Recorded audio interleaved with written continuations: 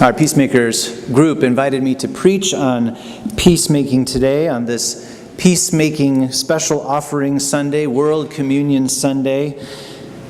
There are so many issues, so many situations in our world where conflict has become the norm, where we'd like to see some peaceful resolution. And most of us perhaps are tired of the conflict in Washington, the war of words, and are hoping, are praying, are demanding a peaceful end of the shutdown. There are also many places around the world living daily with even bloodier and more entrenched conflicts that do deserve our attention, and I hope that many of you put your prayers for peace for those places on our prayer tree this morning. But the call I felt this week was to preach about peacemaking from a more personal place. And it could be said that isn't that where all peacemaking begins?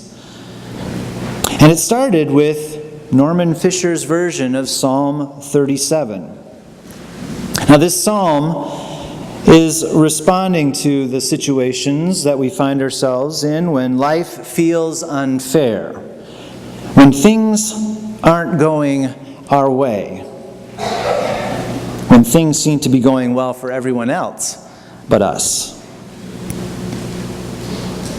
It's a reminder of steadfastness, of God's steadfast presence, and rather than fueling tribal feuding, the writer goes for a deeper message. Trust what is and be good. Be where you are in truthfulness. Take delight in what is, and your heart's desire will be fulfilled. Fisher conveys the same call to loving restraint and deep trust you find in the original translation of this psalm, but I find the stark simplicity of his language opens this psalm in new ways. Be quiet before what is. Wait patiently and simply. Don't worry about those who easily prosper. A natural first response to situations like this, when we find ourselves in unfair situations, is anger, perhaps, or even more darkly, a desire for revenge. But the psalmist invites us to resist those feelings and find a place of quiet listening.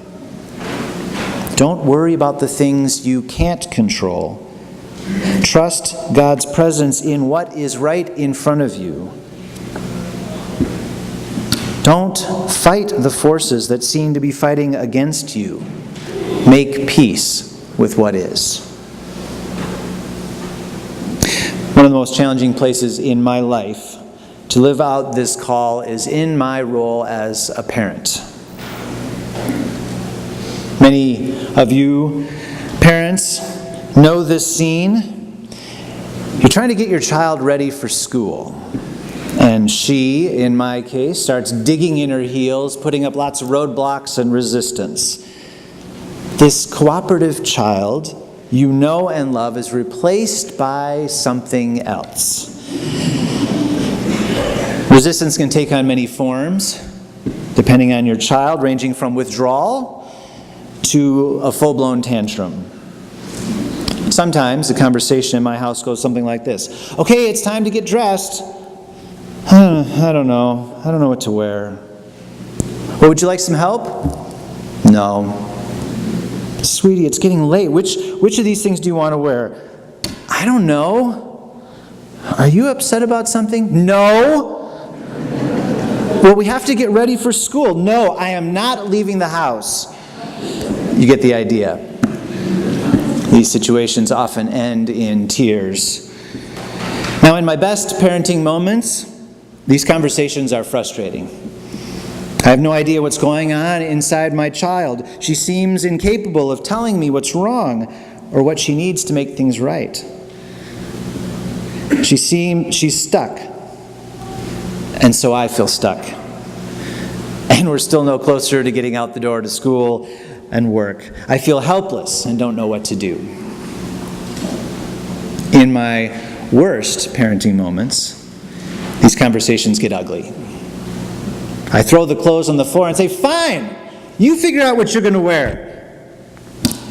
I know something else is bothering her, and I start to feel angry that she doesn't want to tell me what's going on. Why won't she tell me? I feel dismayed that somehow she doesn't know what's going on, what she needs. I know she's probably doing this on purpose.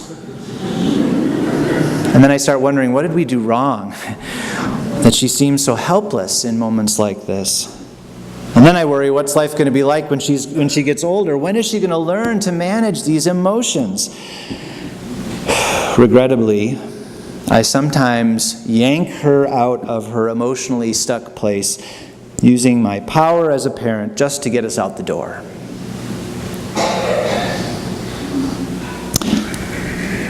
My understanding of what's going on for both of us in these situations has shifted since taking a parenting class 2 years ago. The class helped me see my child's resistance not as problematic, but symptomatic.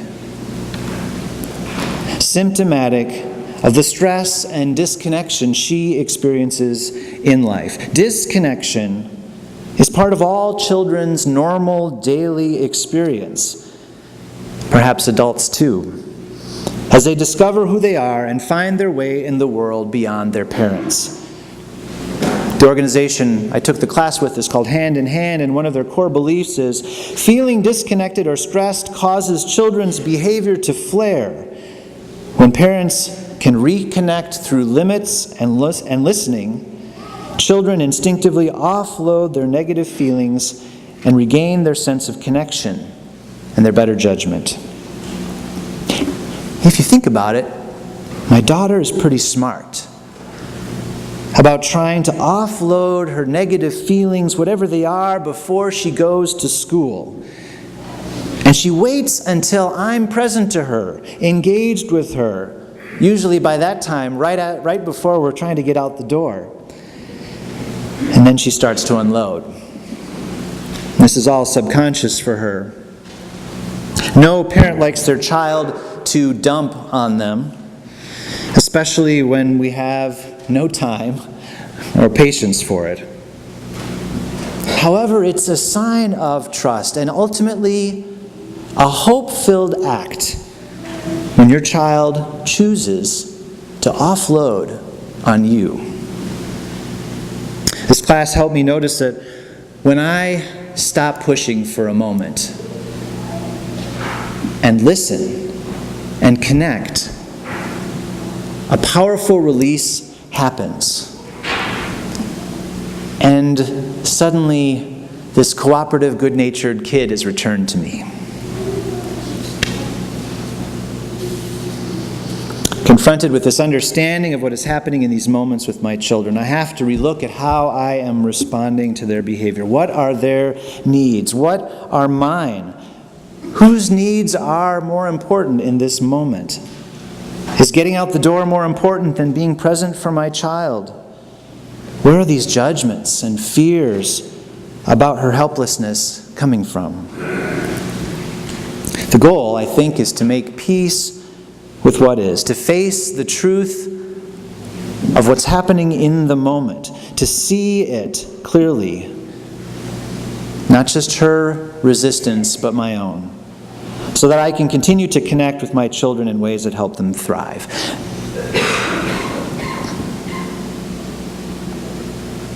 Making peace is not blind acceptance. Or is it passivity?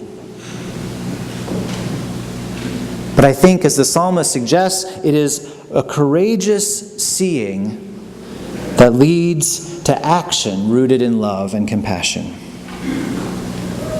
Even with this insight, I am not always able to respond with my best self to the emotional needs of my children. And I do still feel at times that their timing can be so unfair. I often can't get beyond my own needs without the support of Megan and my friends and other parents with whom I can work through things. But one thing has shifted permanently through this class that I think applies beyond parenting as well. And it resonates with the psalmist's call. Peacemaking perhaps begins with paying attention to the deepest needs of those across from us.